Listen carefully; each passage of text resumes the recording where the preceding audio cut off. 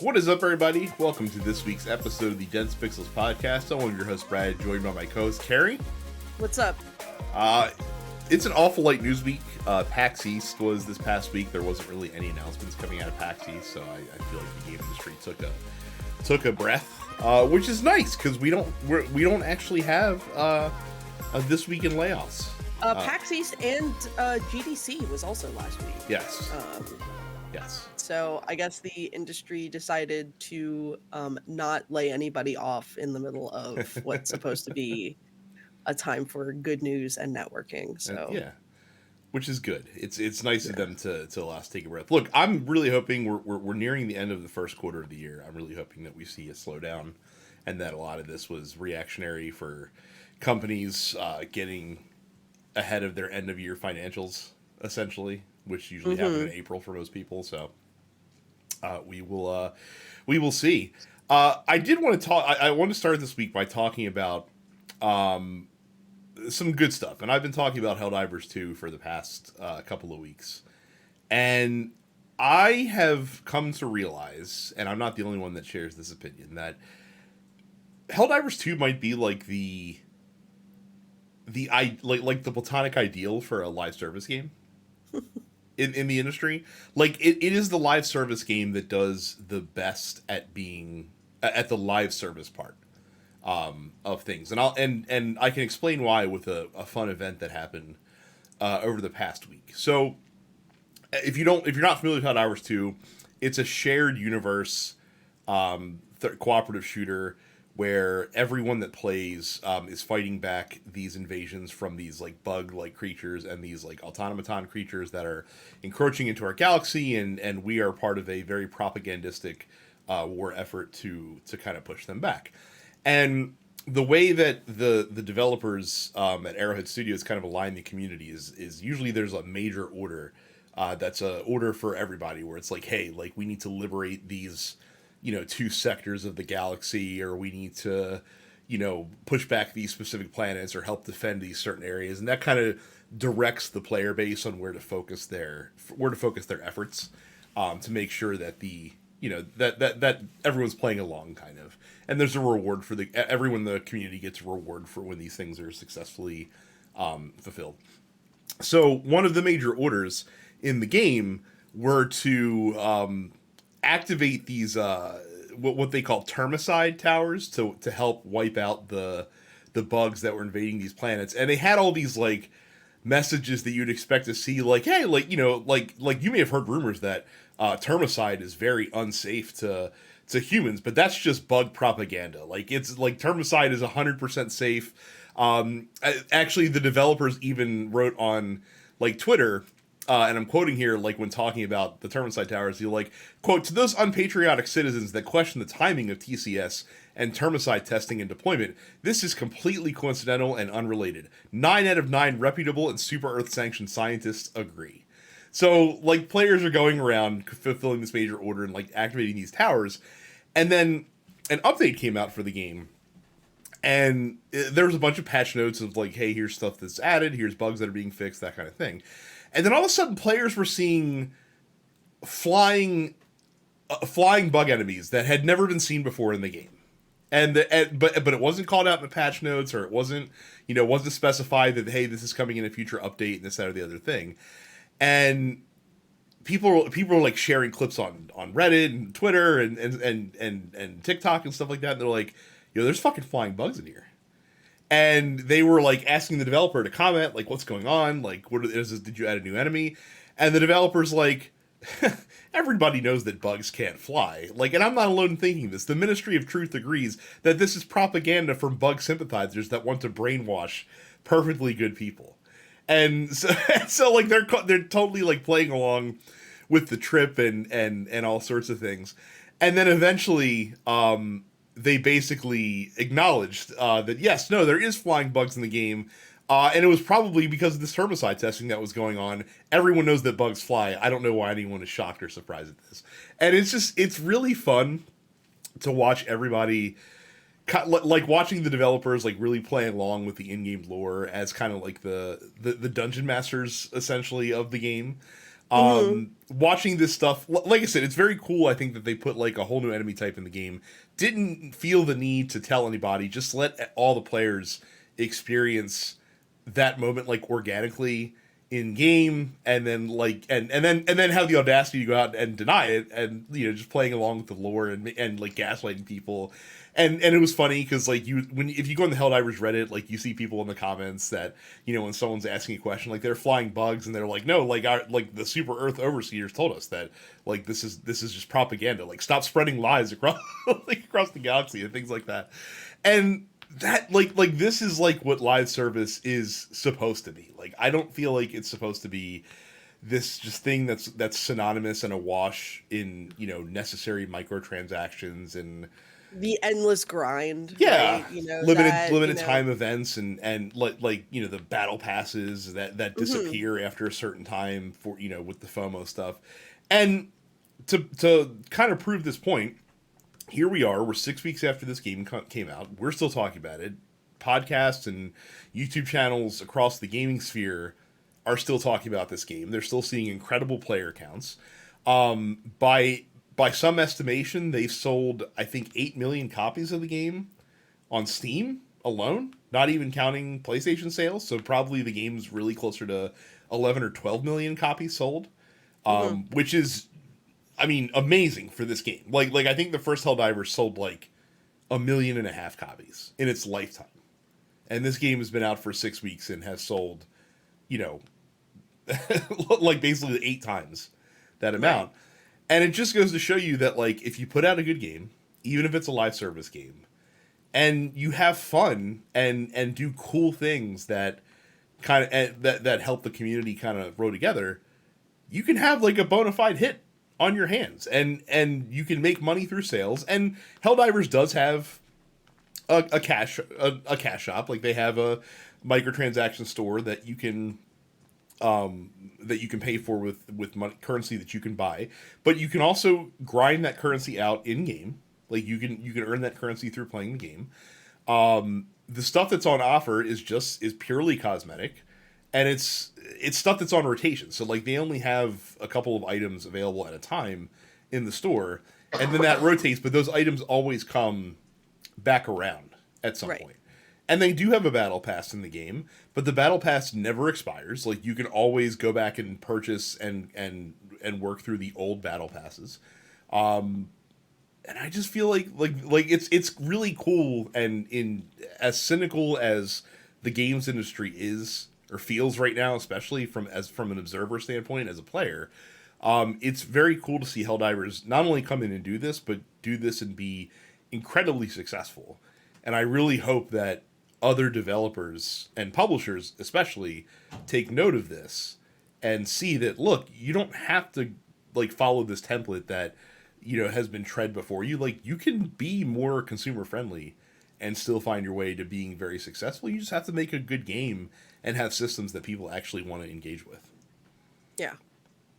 So I wanted to talk about that because again, I think what they're doing is very cool. And look, I'm still playing Helldivers.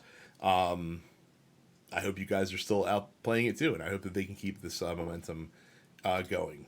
I Uh, mean, I respect when a developer gets cheeky about their own in-game lore. mhm. Just to allude to in a question that's coming up in the post office, Monster Hunter Rise did the same thing. When they did update after update, and in one of those updates, um, uh, Basilgeist, one of the monsters known as invading monsters, Mhm. was included in the patch, but was not discussed in what was going to be coming out in that patch, what was not discussed in the patch notes or anything like that. It's just like the game updated and like, oh shit, this dude's back. Mhm. Like, so same sort of vibe, right? Where it's just like it plays into the lore of that particular creature. So I like and I respect when a company decides to again, get sort of cheeky about their own in-game lore. It's really nice to see that, and I think Yeah. it makes it more fun to be on the other side, just rather than just sort of being told, in excruciating detail in the patch notes, like, what's going to be happening, right? Well, So and also like linking stuff that players are doing in this live connected world and making it have an impact on what mhm. happens. Like they did the same thing because like people were on this one planet and they noticed just like damaged and deactivated like mech suits laying around, Mhm. and people are like, "Are there going to be mechs in the game?" And the developers like, "Who could say? Like these could be like long lost relics." And then a couple weeks later, all of a sudden, here's a major order that says, "Hey, we have to liberate this planet where we produced all of our mechs." And once that planet was liberated, all of a sudden, like you could like now there's a strategy you can unlock where players can call out mech suits and hop in those and stuff like that. And of course, because it's Helldivers, they're actually kind of shit because No, of course, yeah. I mean, because they're just mass produced garbage from Super Earth that are just right. more cannon fodder for the gears of war to grind people into dust. So Yep. so which fits perfectly in with the lore. So another game in high regard that came out with a major update that's been long anticipated was Stardew Valley, Mhm. which released its 1.6 update, which has been in the works, if correct me if I'm mistaken, for several years actually. At this Yeah, point. so 1.5 was like 2 years ago. Mm-hmm. God, yeah. When did that come out? And 1.5 was a massive, Mm-hmm. massive update with like a new area and all sorts of other stuff. So 1.6 came out last week. Um and oh yeah, 1.5 was already God, December 2020 is when that came out. So it's Mm-hmm. been 3.5 years. So Stardew 1.6 came out, and again, a not quite the same level of overhaul that 1.5 was, but a whole hell of a lot of little things. A lot of quality of life updates, a new farm style called the Meadowlands Farm, different types of crops, new sort of like permanent upgrades you can do to your stats and abilities, new types of events, new dialogue for the villagers, all sorts of stuff. Now, if you're playing on PC multiplayer, which was previously capped at 4, you can now do up to 8 people playing simultaneously, which feels like it would be just complete chaos in a lot of ways. But who knows? Um, I It's coming at a good time. I've been getting back into Stardew sort of anyway. I started playing that again probably about 6 weeks ago as a way to basically spend time with a friend of mine back east. So like we have sort of like a standing Stardew appointment on the weekends where we just play co-op. And so I've experienced a little bit of the 1.6 update through that game, but I also started a brand new solo file, and I've been spending a lot of time in Stardew Valley again. This is a game that, keep in mind, on PC, I have about 150 hours in on PC, and then I also got it on Switch when it first came out on Switch, and I probably put like 50 to 65 hours on that save file as well. So I've Mm-hmm. played a whole lot of Stardew, right? I was always a fan of the older Harvest Moon games growing up. So it shouldn't really surprise anyone that I've played a lot of this game.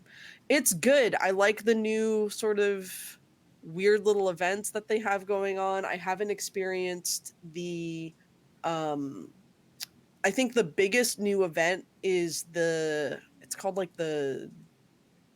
it's a desert festival. It's like a 3-day thing that happens, but you can only access that once you have the bus fixed so that you can go to the desert. So it happens in spring. It's really not something you can do year one. So I'm taking my time with it. There's like a fishing derby that happens in the summer. There's some other things going on throughout each season. The most interesting new thing that I experienced was a new like weather phenomenon called green rain, where it's just raining green and you've got all these weird plants sprouting up and like strange trees and Like it takes over the town and your villagers are just like, what the fuck is going on with this? There's giant fiddlehead ferns that you can cut down. Just all sorts of strange stuff. And then like the next day, all the weird plants are just gone. It's just it's basically just sort of excuse. It's just like, you know how weird nature can be. And that's just how it is. Yeah, I mean, I've been doing my new solo game on the Meadowlands farm, which is sort of like an animal focused farm. It's got a ton of grass, not as much room for crops, and you start with a coop and 2 chickens too. So that's kind of fun to basically have animals right off the bat. Um, yeah, I don't know, it's good. Um, I like Stardew a lot. Yeah. If you haven't played Stardew, it's a good time to start playing Stardew. Um, yeah, so basically, I think in total you've got, a bunch of new flowers, total of I think they said 90 new crops. Um, you find new like wild seeds digging stuff up, so you'll find carrot seeds in spring and like squash seeds in summer. You are now finding wildflower seeds in addition to the regular mixed seeds, which would only just do crops. It's just like, it's a lot of teeny tiny little updates that add into feeling like one big thing, right? Mhm. It doesn't have like the massive, almost like expansion feeling area that Ginger Island ended up being. But it's enough of a bunch of little things that it it makes the game absolutely worth revisiting again, even for people who have put a lot of time into it, like I have. So It's wild to me how some of the most like successful games of the past 10 years have been made by ultra small teams. And some of the most interesting games being made by really small teams. I mean, again, this was made by one dude. mhm. I mean, like Balatro, which is currently, in everyone's mind, that was made by one guy. It's Mhm. kind of goes to say that creativity can, the most creativity seems to come from small spaces that don't have a ton of, you know, oversight and multiple departments having to work in conjunction. Not to say it's going to work for everybody, obviously, and you're obviously limited to, you know what what you can achieve visually and things like that with one person. But I mean, again, like Undertale, one guy. Shovel Mhm. Knight was like a team of 5 people. Yeah. I So mean, I know that Toby Fox has had other people working with him, but he's really sort of like the main guy. Same thing with Concerned Ape, mhm. Eric Baroni or Barone. I forget how you pronounce his last name. I'm sorry, dude.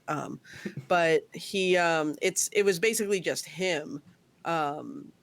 He started working on it basically after graduating college, and he was like, well, he couldn't find full-time employment, so he decided to make this game as a way to showcase his like programming abilities, and ended up making millions of dollars off of Mhm. this by himself. And what's funny is I think, in like one of Jason Schreier's books, he's just like, I was working at a movie theater and like making this game, and now I have all of this money and I do not know what to do with it. It's like I bought a house and I guess I can afford good weed now. Like um, and of course, he's also working on Haunted Chocolatier, but because it's really, again, just him and maybe one or two other people under him helping do like QA and stuff like that, it's one of these things where it's like it comes out when it comes out, you Yeah, know. but again, I think people that I think the people that are fans of his games are perfectly happy to wait until Mhm. it's ready because they know that they're going to get a good product at the end of the day. The same thing with Mean of the Howler is made by the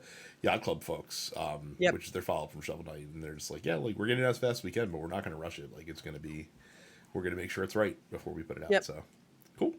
Let's take a quick break, and then we will come back with what little news there is this week. All right. So as Carrie mentioned earlier, GDC was this past week. For those who don't know what GDC is, it is basically the award show like that's for developers by developers. Many developers probably actually put the most weight on winning awards at GDC because this is recognition from your peers, which is kind of the highest regard that you can get. Also, because this is a developer focused show, We finally got the cathartic dunking on the publishing side of the industry that we kind of have Mm-hmm. been waiting for from some of these other award shows that some of the folks like Jeff Keighley have held fire and chosen to focus on the celebration. Not here. Everyone from the hosts of the event to the award recipients and things of that nature, we're putting the industry on blast, and maybe none more loudly than Swen Vincke, who is the head of Larian Studios, who is accepting the award for Game of the Year. Baldur's Gate 3 won the Game of the Year award at GDC. And he decided to use his time to talk about the current state of the industry. I'll read some choice quotes for him. Greed has been fucking this whole thing up for so long since I started. I've been fighting publishers my entire life, and I keep on seeing the same mistakes over and over and over. It's always the quarterly profits. The only thing that matters are the numbers, and then you fire everybody, and the next year you say, shit, I'm out of developers. And then you start hiring people again, and then you do acquisitions, and then you put them in the same loop again, and it's just broken. You don't have to. You can make reserves. Just slow down a bit on the greed. Be resilient, take care of the people. Don't lose the institutional knowledge that's been built up in people that you lose every single time, so you have to go through the same cycle over and over and over. It really pisses me off. So, I mean, he's 1,000% right. Again, because publishers and those companies are focused on making all of the money all of the time. Mm-hmm. They are constantly min-maxing their studios essentially just to be able to always be reporting profitable returns. And as Vincke points out, like, that is a extremely volatile working environment. And he's right. Like, how many times do we see where, a game comes out, developers staff down, there's massive cuts, then the project's, their next project comes along, all of a sudden we need more heads, let's staff up. And again, some of that is going to be common. Like, you're going to always see some temporary help coming in for most people, but it not to the extent that we've seen over the past several years with just the massive cuts and then the massive build backs up that we've seen.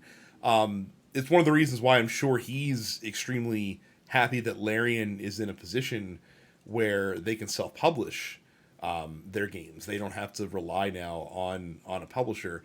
And again, like, if they hadn't been able to do that, maybe we don't get Baldur's Gate 3 that came out last year and was one of the best games of this generation. Yep. It's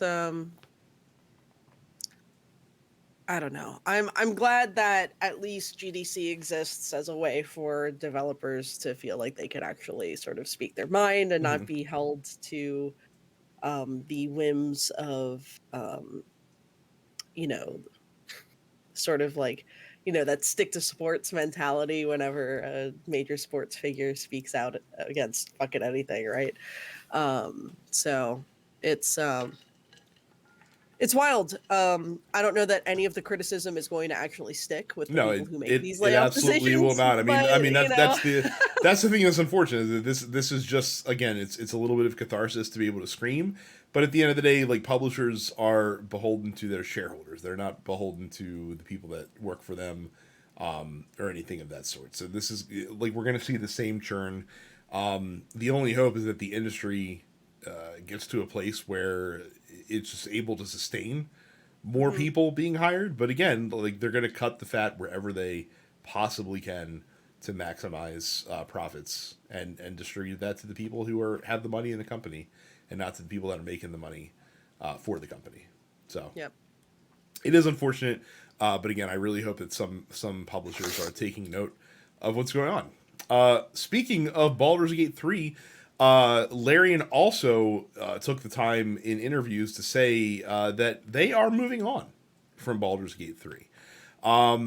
They have decided that their next game is not going to be a follow-up to this, nor are they going to be making any DLC or anything like that for the current game. Swen Vincke basically told the story that when the game came out and was successful, his team kind of naturally started working on DLC, and then he went on vacation. And when he came back from vacation, like he kind of saw that their hearts really weren't in it, and he's just like, you know what, we're not going to do DLC for this game. And he's like, it was like a giant like sigh of relief across the entire studio, because like as he says, like, look, we made a game that has a very definitive beginning, middle, and end. Like, we told the story that we wanted to tell, and also, like, when we move on, like, we don't, like, as much as we enjoyed working with the D&D license, like, when you're working with an established game license, when you make games like this, you have to conform to a specific set of rules. And we want to make something where we can build our own rule set a little bit. I mean, they did before, like the Divinity games, where their own rule set that was kind of like based around D&D, but they kind of did their own thing. And they're ready to tell their own story, which or go back to telling their own stories, which I think is fantastic. Like, I mean, I appreciate sort of how candid they are about this. Obviously, you have a lot of people who have played Baldur's Gate 3 who are contemporary video game people who are so used to getting, massive expansions and stuff like that, who have become very attached to this particular set of characters and this particular environment and whatnot, and want more of it, which is understandable for sure. But I think it's really respectable that Larian is just like, you know what, we did what we wanted to do. And then of course they did the big update where they added the sort of like epilogue scenes with the characters and whatnot. And as someone who has played a lot of D&D and as someone who is a writer, I find it really respectable and very relatable to just be like, you know what, like, we did what we set out to do with this world and this set of characters, so we're not going to stretch it anymore. So good. I still need to finish Baldur's Gate 3, or I'll just start a new character. Who knows at this point? I also need to, but I don't know if I'm gonna go back to my current game or kind of start fresh. Start over. Yeah. So if you're looking to play more Baldur's Gate, if you played Baldur's Gate 3 and it was your intro to Baldur's Gate and potentially your intro to like Dungeons and Dragons at large, my big recommendations are really like, one, go back and play the first two Baldur's Gate games. I believe both have been like up-resed and remastered. They're absolutely worth going back and playing. The reason why they did a third one is because the first two were both really good. Divinity Original Sin, the Larian's other big game, is like, it's very similar to Baldur's Gate in a lot of ways. Definitely worth playing. And then, if you have the patience and the social battery for it, actually going out and playing Dungeons and Dragons is also a really good idea. Definitely would recommend that for sure. I mean, Baldur's Gate 3, it's an incredible experience. It's easily one of the best games ever made. I mean, and I think people will be saying that for a long, long time. But yeah, if you're itching for it, if you have done everything you can possibly do in Baldur's Gate 3, there's still a lot more out there for you that doesn't necessitate, Larian going and doing an expansion to BG3. So again, like, the fact that a CRPG broke through to the mainstream is astounding in and of itself. Like, that I think is the mark of success for that game. So absolutely, yeah. So Dragon's Dogma 2 came out last week and sure did released to a lot of really positive reviews. I have not played it yet because I'm not sure if it's a game that I'm going to like or not. It might be a little too open for my tastes, based on the reviews that I've read. So we'll see. But Capcom also did the dumb thing, and they did it for no reason. So basically, there was a microtransaction, or they announced the game would have microtransactions before the game came out. But the microtransaction shop was not in the game during the review period. So reviewers, of course, made no mention of it, and then Capcom dropped it on people after the game actually released. Here's the stupid thing, though, is that all the stuff they're selling is stuff that, like, they didn't need to sell. at all. Yeah. Like it's stuff that like as Capcom called out, they're like, oh, like all this stuff is grindable in the game. You don't have to buy it. Well, then why did you bother putting it in there? In that case, then, like if it's not that big of a deal, why did you do it? And you also basically, and one of the things they did put in the game was this like fast travel item that is apparently very rare in game.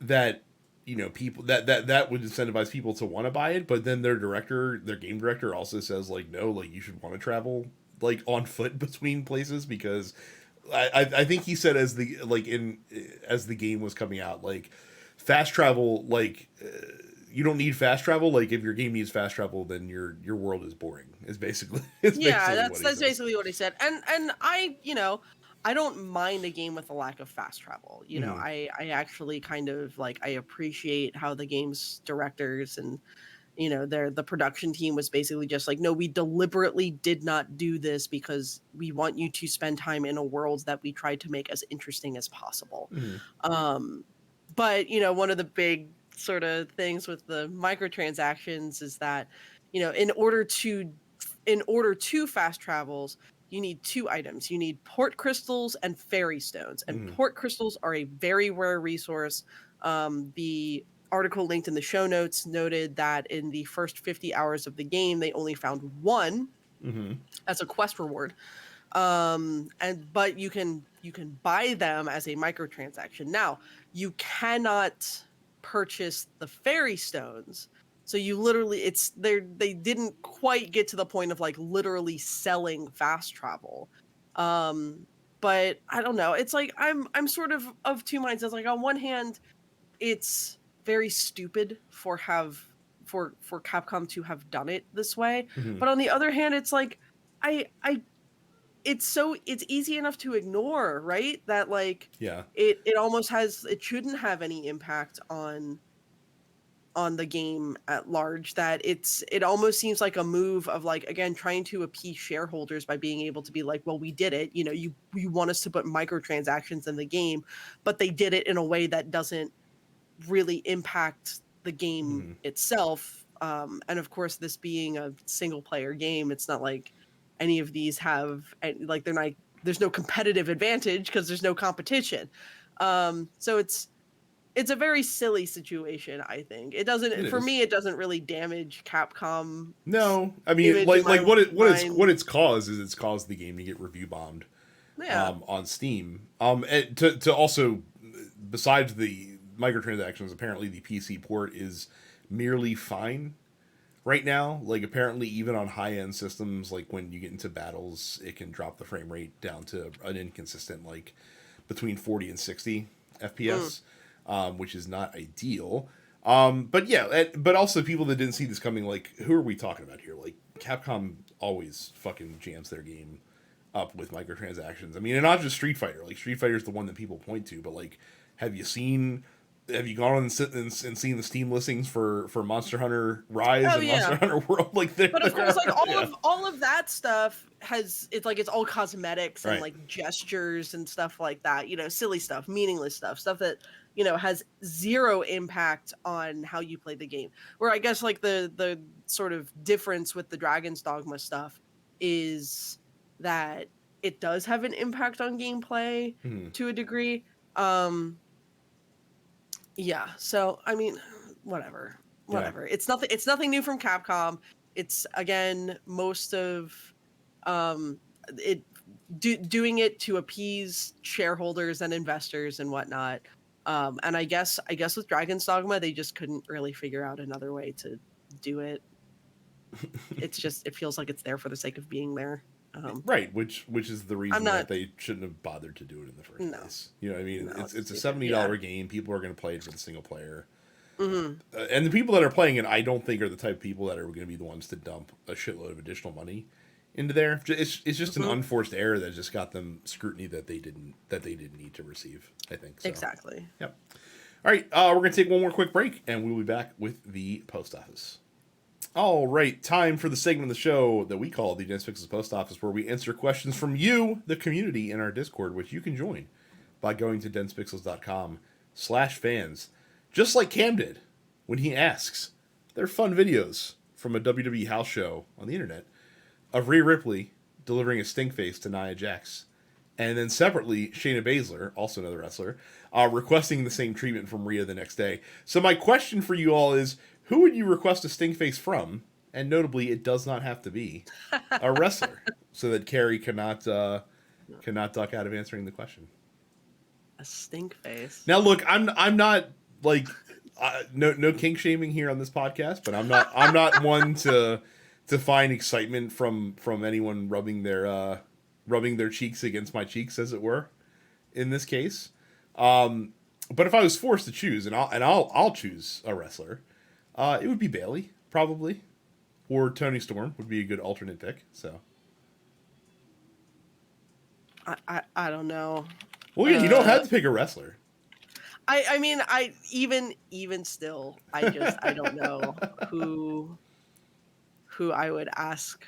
I again, much like you, like, I'm not here to kink shame, but it's not for me. Trying to think of like who's handsome and who's good and cheeked up, right?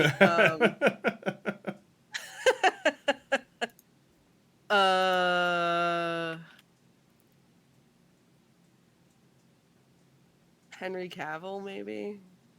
Okay. All right. We'll go with that. We'll go with that. Notably, Cam ducked the question, so I don't know who his choice would be for this. Yeah. Phil Wander asks, favorite WarioWare game. I almost reached out to clarify, because, like, are we talking about like the WarioWare game itself, or like the mini games within the WarioWare? Oh, that's game? See, I was going with the game itself, because I feel like the micro games are too short to have like a favorite one. You know what I mean? I think, the one that I probably played the most of was Touched. Mm-hmm. For the DS. I played a lot of that game.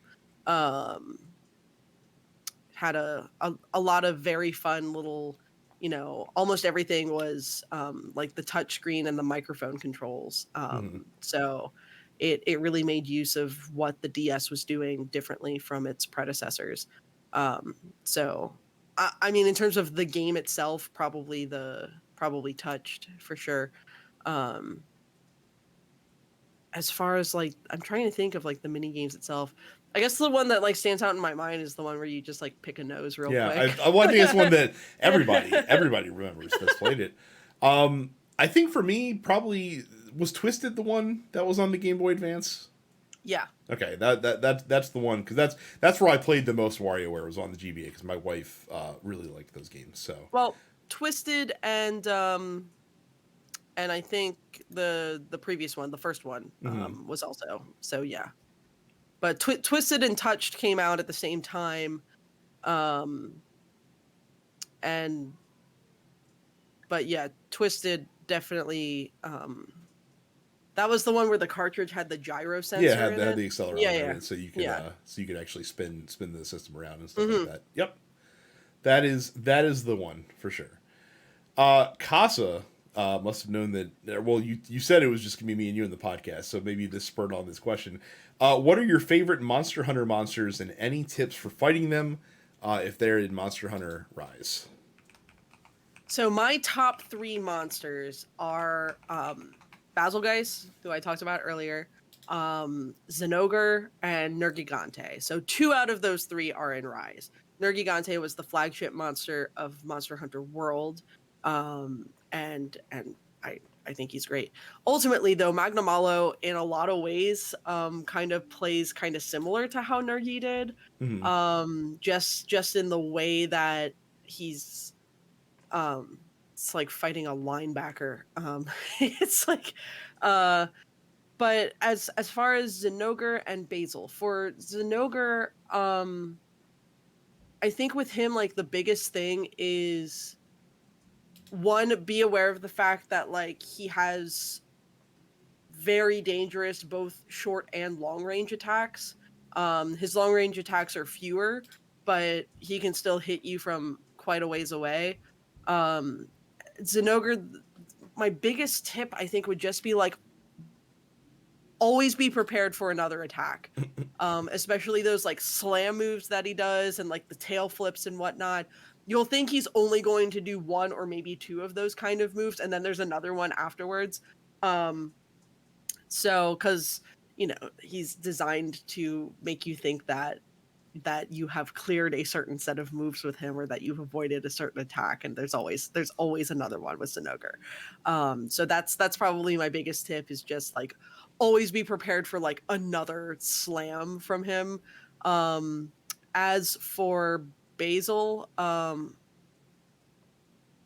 good luck. Basil is like fighting a B-52 bomber that has like a very personal grudge against you. I don't really know what weapon you run. I'm a Lance main in Monster Hunter, and I tend to run very high defense builds. A lot of stuff focused on guard and being able to withstand even the largest attacks from monsters. So that's how I approach Basil, is very defensively. He's got the spores, the explosive spores that he spreads. I mean, I guess if you're running any other weapon, the big tip is just like be very aware of your surroundings. Those spores have a tendency to blend in with the environment. That's the point. So just try to have a keen eye when you're fighting Basil, for sure. Other than that, good fucking luck. He's meant to be one of the harder monsters in the game. So. Zinogre is definitely my favorite because he always has the coolest music. Zinogre's got a great theme. Yeah, he kicks ass. I also like Nargacuga. Okay. Good, fun to fight against them. And man, who would be my third? Who's the one that in Rise is in high tier? I think that they are poison kind of themed, if I'm not mistaken. They're dragon. I can't remember the name of it. It's gonna drive me nuts because it's been a minute Poison since dragon? I played Rise. Rathian? No, it's not Rathian. I would have known that. Shit, I can't remember the name of the damn monster. Let me see if I can just pull up a list of Monster Hunter Rise monsters. and then trying to think of like what other poison dudes are there. Like Puke is pretty explicitly poison. It's not Puke Rathian Puke. It's not Chameleos either. Oh, okay, yeah. Chameleos is a pain in the ass. Mostly because Chameleos turns invisible. I haven't found them too difficult to fight. The way that I always approached Chameleos was one of the wirebug attacks that Lance has literally just like tethers you to the monster. Mm-hmm. So I always just use that as like a tracking device almost on it. Because it would just be this thread between me and him, regardless of if he was invisible or not. Why can't I think of who this monster is that I'm trying to figure out? I tell you who I don't like to fight is Rajang. That was oh no, I like Rajang. Yeah. No, I don't like fighting him because he's very angry and moves very quickly. Also Kushala Daora gave me a ton of problems. I like Kushala a lot. Kushala I think is fun. Yeah, I can't think of any other like explicitly poison. Do they have? I want like, do they have Sunbreak in a separate section of this wiki? Like, I'm on the Monster Hunter wiki right now, trying to find this monster, and for some reason, like, I felt like it started with an E, but it wasn't any. Espinos. Is that what it is? Is that who it is? Yeah. Okay. Espinos. Yeah. Gotcha. Okay. Yes. Espinos has a nasty poison. Yeah. Yeah. Yeah, I like Espinos a lot. I liked fighting them a lot.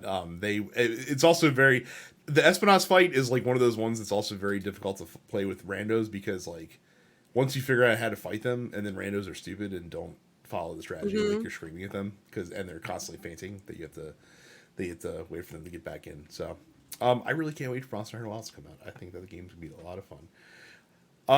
T Wash asks, what game did you enjoy the multiplayer mode more than the main game mode? I mean, it feels too easy to say like Call of Duty or something like that, Right. right? I don't know. I guess in a lot of ways, Monster Hunter. I typically play that multiplayer rather than solo. See, but I I would I argue don't that love like the doing multiplayer mode is the main game mode for Monster Hunter games. that's fair. Um, yeah, I don't know. Looking through my Steam Yeah, library that's what for I'm doing this. games. I'm doing the same thing because again, it feels way too easy just to take like the easy route and be like, oh, of course, like any Yeah. FPS, basically. I mean, also like any fighting game, is more fun to play against other people than it's going to be to just play against the CPU forever. Um, Hmm. I will tell you, like, so here's a good example. I remember I was skeptical on Gran Turismo Sport when that came out because that was the first Gran Turismo that had a really big focus on multiplayer more so than the campaign. They did add the campaign later, but I did have a lot more fun racing online than I thought I would. And again, like when you get good at racing online, like that's really exhilarating to finally overcome people because generally people when you're first getting into the game are way better than you are that you play against. So that could be my one there. Yeah. And then finally, Mad Coco GS, is there a game series that you were really into, but as sequels went on, you became less enthusiastic about it? They give the example of No More Heroes. They really liked 1 and 2, and then they barely made it halfway through No More Heroes 3 before they tapped out. Sequel fatigue is Um, definitely a thing, for sure, in some series. I think for me, it's probably Ace Attorney. Mm-hmm. Um, I was very into Ace Attorney when those games were first coming out in America. Yeah, I really liked particularly the first three, honestly the first four. So like Ace Attorney, Justice for All, Trials and Tribulations, and then Apollo Justice. I was very into all of those. I did pick up, Dual Destinies. I thought was interesting. I wasn't as into like the new additions to the cast as I had been previously. And then I don't think I ever actually picked up Spirited Justice. Yeah, I never did. Um, I don't know. Like I guess in a lot of ways I ended up not 100% loving the development of like Phoenix Wright as a character by that point. Mm-hmm. Um and then I never liked Apollo as a main character as much as I liked Phoenix and then I never played the Great Ace Attorney games even after those finally came out in English a couple years ago. So yeah, I would probably say Ace Attorney just again because I was so into those first three games, and then slowly but surely sort of fizzled out on it. Yeah. It's weird because most of the games, it's funny because like if a game comes out with multiple sequels, in their storyline, I kind of find that that I tend to like talk myself into liking them when they first come out, and then maybe like in the afterglow I can admit that it wasn't as good.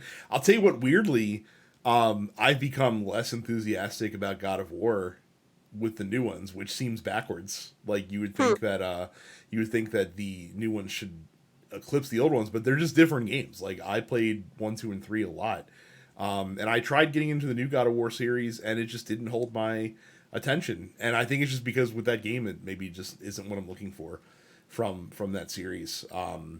So you know, I just like going around beating up things and and dumb Kratos being, you know, doing his stuff instead of it being like this third person like action RPG combat game. So that might be a good example there. But yeah, some of the other stuff like Final Fantasy, like ebbs and flows, like some are up, some are down. I wouldn't say that I've like fallen off of the franchise as it's gone along. Again, it's one of those things where like the new direction that the franchise has gone in has probably turned me off a little bit.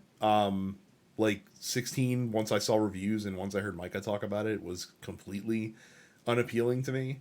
Because it just, again, wasn't the type of game that I'm looking for. So those are kind of the ones that I would call out as being in that realm. So, well, guess what? That is the end of the questions for this week. A short show this week. So sorry about that, but the news did not cooperate, and we haven't been playing new games. So it is what it is. Again, don't forget to subscribe to the Discord so you can ask us questions every week in the post office by going to densepixels.com/fans. And again, make sure you subscribe to the show on podcast services or YouTube or wherever you get your podcast or content like this. And don't forget that you can sign up for TNP Premium for just $5 a month or $50 for a full year by going to densepixels.com/premium. I told Micah, finally, we can record the Men with the Golden Tongues for Mission Impossible Dead Reckoning, which I finally got around to watching, and I have some thoughts. And so I am very much looking forward to getting to record that episode of the podcast, hopefully within the next couple of weeks, that we can then release to you guys. But as far as this week goes, that's it. Thank you guys very much for watching and listening, and we'll see you all the next time. See ya. You're watching the Dense Pixels YouTube channel. Click the subscribe button while you're here and make sure you check out our weekly podcast where we discuss the latest gaming news and our impressions on what games we've been playing.